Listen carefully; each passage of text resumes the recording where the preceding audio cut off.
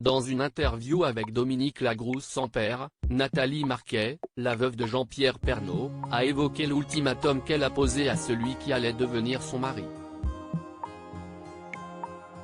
Il occupe encore une place importante dans les esprits.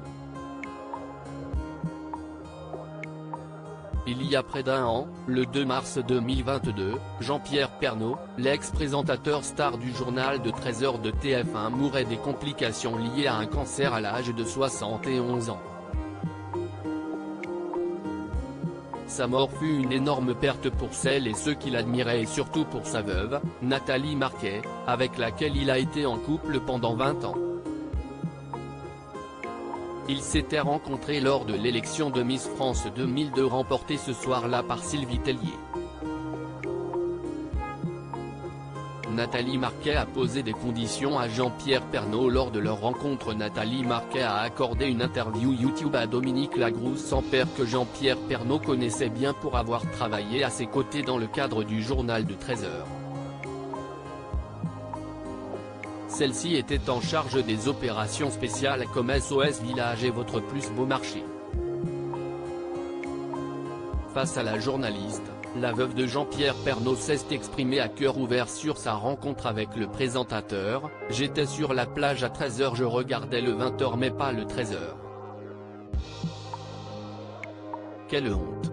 Il a adoré ma franchise. »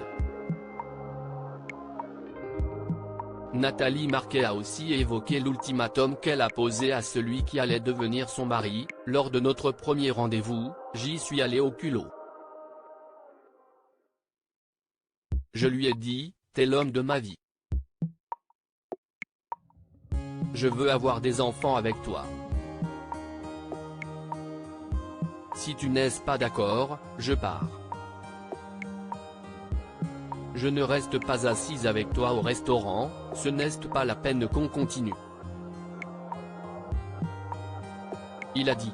On va discuter. 3 mois après, je suis tombée enceinte. On s'est fiancé 2 mois après. Si est ma destinée, dit-elle très émue. Une grande maison en Bretagne sans Jean-Pierre Pernaut, une destinée qui a mené Nathalie Marquet et Jean-Pierre Pernaut à devenir d'abord les parents d'une fille, Lou, née le 14 décembre 2002, puis de Tom, né le 5 décembre 2003. Ils vivent dans une grande maison située en Bretagne et dont l'ex-Miss France avait ouvert les portes à l'occasion d'un reportage pour 50 Minutes Inside en octobre dernier.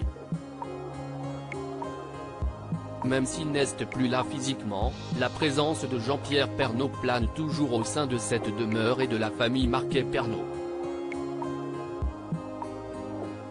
À lire aussi. Je me posais des questions. Nathalie Marquet avoue avoir été jalouse d'une collègue de Jean-Pierre Pernaut.